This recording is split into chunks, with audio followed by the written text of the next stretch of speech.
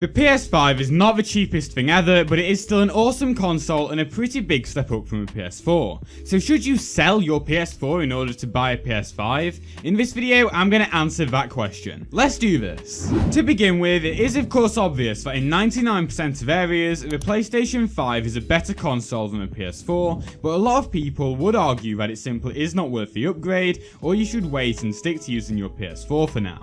Well, the PS5 can play every single PS4 game aside from the ones on screen, with most of them even being able to run better, whether that's just faster loading or if they've received manual updates to allow for native 4K 60fps gameplay. By making the jump and using the same account, you literally do not lose anything aside from a few features that the PS5 should hopefully get soon anyway. Also remember that the PS5 has games that will not be releasing on PS4, such as Ratchet & Clank, Astro's Playroom, Demon's Souls and more, as well as giving PS Plus members complete access to an awesome library of PS4 games completely for free.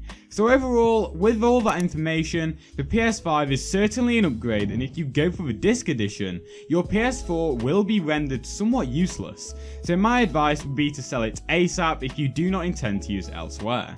Personally, I kept mine and put it into a different room, which is a great way to keep it in use. I do have a full PS5 versus PS4 comparison video too, which might help you deciding whether you want to keep the PS4 or not. If you are worried you cannot play with PS4 friends on PS5, then stop worrying, as most games support cross-gen gameplay, as do PlayStation parties. If you do want to sell it, it is critical you sell it as soon as possible before the value falls and the PS5 becomes much more popular.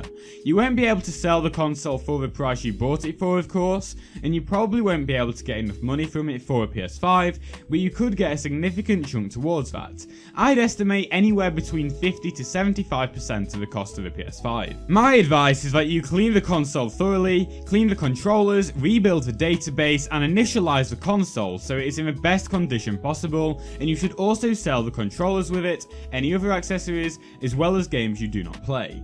If you intend to get the digital PS5, then none of your disc games will work, so you might as well sell all of them with it.